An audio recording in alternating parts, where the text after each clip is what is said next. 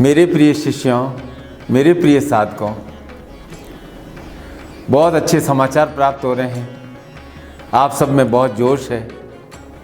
प्रकाश पर्व दीपावली को आप धूमधाम से मनाना चाहते हैं और कार्तिक मास के प्रारंभ से ही इस पर्व का शुभारंभ हो गया है।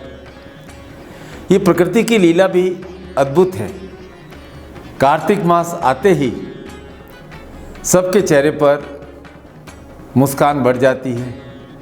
एक स्वागत के लिए, लक्ष्मी का स्वागत करने के लिए, क्योंकि एक बात आप सबको समझ में आ गई है कि धन है पंख जो देता है जीवन को उड़ान। क्या? धन है पंख जो देता है जीवन को उड़ान। तो इस सारूप धन को जीवन का आधार मानकर सब लोग दौड़ रहे हैं। और ये दीपावली का हमारा महापर्व 3 दिन का होता है। धनत्रयोदशी, रूप चतुर्दशी और फिर दीपावली। तो ये दीपावली का पर्व तो धनत्रयोदशी से ही प्रारंभ हो जाता है। इसलिए आज मैं प्रारंभ से अर्थात धनत्रयोदशी के महत्व को समझाने का प्रयास कर रहा हूँ। धनत्रयोदशी पहला पर्व है दीपावली पर्व में, और यदि हम शुरुआत अच्छी करते हैं तो कहते हैं आधा कार्य तो हो ही जाता है। अब दीपावली के बारे में क्या कहूँ। प्रकाश पर्व है। इस दिन आप बहुत सारे दीपक प्रज्वलित करते हैं। इसके पीछे मूल भाव एक ही है कि हम अंधकार को हराना चाहते हैं, समाप्त करना चाहते हैं, और हमारा ये प्रयास पूरे जीवन लगा रहता है। अब कथाएं तो हजारों हैं कि भाई पहली बार दीपावली उस दिन मनाई गई थी जब भगवान श्री राम रावण को समाप्त कर हराकर अयोध्या आए थे। और इस साल तो मैं विशेष प्रसन्न हूँ क्योंकि अयोध्या में इस बार लीला निराली होगी। 22 जनवरी को हमारे रामलला विराजमान होंगे। हजार साल बाद हम स्वयं, हमारा स्वयं का राम मंदिर पूर्णता प्राप्त करेगा। अब युद्ध, रावण को हराना और पुनः अयोध्या आना, ये सब क्या है? मूल बात है कि जहाँ भी अनाचार और अज्ञान का साम्राज्य है उसका अंत करो। क्योंकि रावण की सोने की लंका तो हनुमान जी ने पहले ही जला दी थी। अब मैं एक विशेष बात कहता हूँ। धनतेरस को आप क्या करते हो? भागते हो। कहाँ भागते हो? सुनार की दुकान पर, बर्तन की दुकान पर। आज धनत्रयोदशी है भाई, सोना खरीदें, चांदी खरीदें, गहना खरीदें, बर्तन खरीदें। ये हमारी परंपरा है। सोना इस दिन खरीदना शुभ माना गया है। खरीदो भाई, खरीदो। पर मेरा कहना है धनतेरस है तो इस पर विचार आपको करना चाहिए कि हम हमारे धन को 13 गुना कैसे करें। धन तेरस, धन और 13 मिलाकर धन को 13 से गुणा कर दें। यही चाहते हो आप कि मेरा धन 13 गुना हो जाए। यह है धनतेरस का आधार।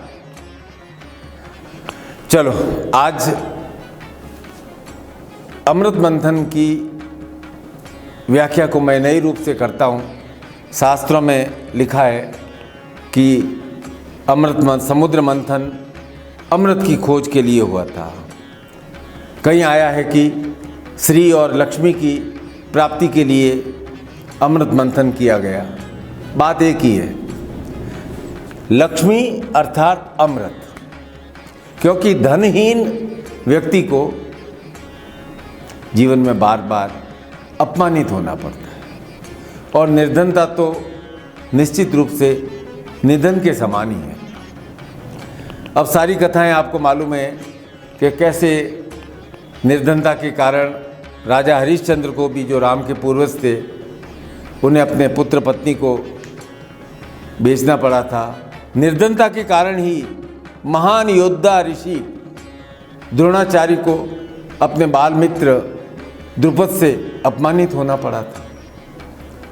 तो निर्धनता और धन के बारे में हमारे शास्त्रों में हजारों कथाएं भरी पड़ी हैं। सार बात यह है कि अमृत को वापस प्राप्त करना था, और इसके लिए देवता और दानवों ने मिलकर समुद्र मंथन किया।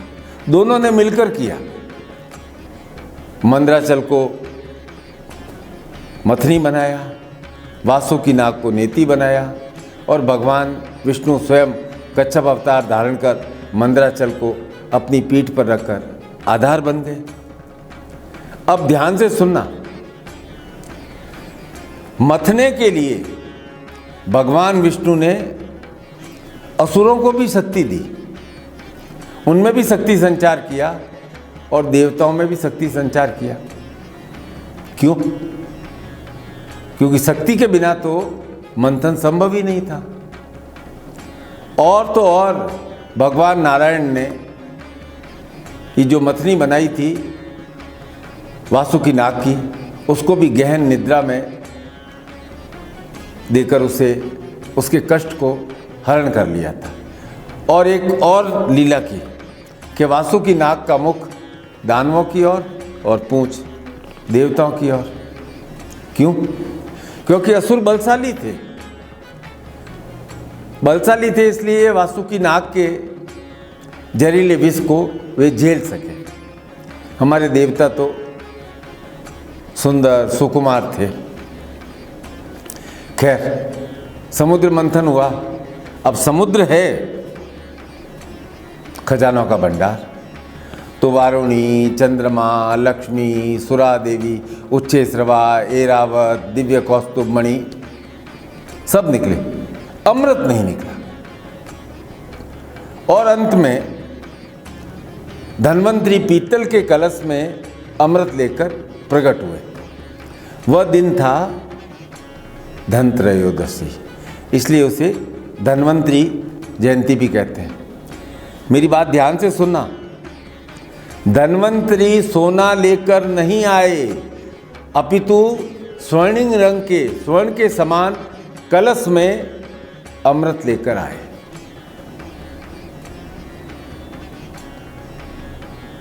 अब इसके लिए देवता और दानवों में ये मेरा है, ये मेरा है, कोलाहल मच गया। फिर आप जानते हो कि भगवान विष्णु ने मोहिनी रूप धारण किया और उन्हें अमृत की सुरक्षा के लिए आना पड़ा था। ये अमृत मंथन क्या है? ये विशेष प्रतीक है। हर युग में हर व्यक्ति, और आज के युग में आप देख लो, मनुष्य बना हुआ है अर्जुन। हर व्यक्ति एक भय से, एक घबराहट में, एक संशय में चल रहा है, और सब इस संत्रास को झेल रहे हैं। तो सीधा अर्थ ये वो एक अमृत मंथन हमारे अंदर भी मंथन हर समय हो रहा है। देखो सृष्टि का व्यापार कैसा है। बच्चे से जब बड़े होते हैं तो क्या करते हैं? हम अमृत अर्थात धन की खोज के लिए निकल पड़ते हैं। नौकरी, व्यापार, कार्य सिद्धि, पद प्राप्ति, इसे ही तो आप जीवन का अमृत मानते हो ना। अमृत अर्थात धन प्राप्ति ना। लेकिन एक बात है, अमृत पहले पहले नहीं आता है, बहुत मंथन करना पड़ता है। अमृत से पहले कालकूट विष आ जाता है, और आता भी बहुत ज़्यादा है। विष अर्थात बाधाएं, विष अर्थात असफलता है। तो पहले प्रयास में तो किसी को सफलता मिलती नहीं। एक दिन में तो कोई भी व्यक्ति अमृतपति अर्थात धनपति बन नहीं सकता। तो प्रकृति का नियम है, विष तो आएगा ही। इस बात को आपको स्वीकार करना पड़ेगा। चलो, विष आ गया, सीधा साधा सिद्धांत है। उस काल में तो भगवान शिव ने उस विष को ग्रहण कर लिया और युगों युगों तक शिव के रूप में गुरु शिष्य के विष को ग्रहण करते हैं। यह गुरु स शिव प्रोक्त यो शिव स गुरु स्मृत। जाने अनजाने आप गुरु को अपनी बाधा रूपी विष का अर्पण करते रहते हो। अब विष को तो गुरु ने संभाल लिया, अमृत कौन संभालेगा? विष के बाद आएगा अमृत। अमृत को तो आपको ही संभालना पड़ेगा ना। उस समय तो मोहिनी रूप धारण करके भगवान विष्णु आ गए थे और अमृत को असुरों से बचा लिया था। विष्णु ने असुरों के बल को मंथन में प्रयोग किया क्योंकि असुर शक्तिशाली थे, लेकिन थोड़ा छल करके उन्हें अमृत नहीं दिया। वास्तव में भगवान ने छल नहीं किया, बुद्धि का प्रयोग किया। इसीलिए हम कहते हैं या देवी सर्वभूतेषु बुद्धि रूपेण संस्था। बुद्धि का परिभाषा क्या है? बुद्धि अर्थात लक्ष्य प्राप्ति कराने वाली योजना। बुद्धि अर्थात आपकी रणनीति। जीवन युद्ध है भाई, आपकी योजना। जब तक आप अपने मन से कहो कि बुद्धि को धारदार करना है, आप क्या करते हो? शस्त्र पूजन में अपने घर में जंग लगी तलवार को धार देने में लग जाते हैं। नवरात्रि में आपने क्या किया? शक्ति साधना की। विजयदशमी को ओह आज अस्त्र पूजन का दिन है, अस्त्र पूजन किया, शस्त्र पूजन किया और आपने अपने वाहन का पूजन किया। वास्तव में शस्त्र क्या है? शस्त्र अर्थात बुद्धि। इसलिए ज्ञानवान जानकार को हम कहते हैं शास्त्री। शास्त्री अर्थात शस्त्र को जानने वाला, समझने वाला, उसे चलाने में माहिर। शास्त्री अर्थात गुरु। तो आप अपने शस्त्र से शास्त्री बनिए। अपनी बुद्धि को ज्ञान की धार दीजिए। शक्ति पूजन क्यों करते हैं भाई? आप केवल देवी का पूजन नहीं करते हैं, शक्ति पूजन करते हैं। हम समर्थ बने, हमारी इच्छाएं पूर्ण हो, हमारी कामनाएं पूर्ण हो। पर इच्छाएं कामनाएं पूर्ण कैसे होंगी? 100 में से 90 बार पूर्ण होती नहीं है। तो धन कैसे अर्जित किया जाए इस जीवन में, उसके साथ साथ ये भी जान लो कि वास्तविक धन क्या है। और मैं तो स्पष्ट रूप से कहता हूं कि जीवन का वास्तविक धन आरोग्य है। आरोग्य है तो आप संसार के सारे कार्य कर सकते हो। आरोग्य होगा तभी तो आप धन का अर्जन कर सकते हो। आरोग्य होगा तभी हम बाधाओं को हरण कर सकते हैं। आरोग्य होगा तभी हम अपनी संतति को वृद्धि करते देख सकेंगे। आरोग्य होगा तो गुरु से मिलने 100 बार आ सको। इसलिए जीवन में सबसे महत्वपूर्ण क्या हो गया? आरोग्य। तो ये दीपावली का पर्व का शुभारंभ हो रहा है धन त्रयोदशी से। तो ये पहला अध्याय सबसे आवश्यक है। धन्वंतरी हैं आयुर्वेद के जनक। अब आयुर्वेद कोई चिकित्सा पद्धति नहीं है। आयुर्वेद का सीधा साधा अर्थ है आयु को बढ़ाने वाला ज्ञान, उसे स्वस्थ रखने वाला वेद। और जिसका उद्देश्य क्या है कि हमारा जीवन निरोगी रहे। सबसे धनवान तो वही है जो निरोगी है। अब जो अमृत मंथन की कथा है उसे आप अपने जीवन में अपना कर देखियो, अपने जीवन के संदर्भ में देखो। आप सब श्री को प्राप्त करना चाहते हो, लक्ष्मी को प्राप्त करना चाहते हो। लक्ष्मी का अर्थ क्या है? लक्ष्य सिद्धि। लक्ष्य को क्या कहते हैं? ये हमारा जिंदगी का गोल है, ये हमारा टारगेट है। अब लक्ष्य प्राप्त करोगे तो हमें क्या प्राप्त होगा? धन प्राप्त होगा।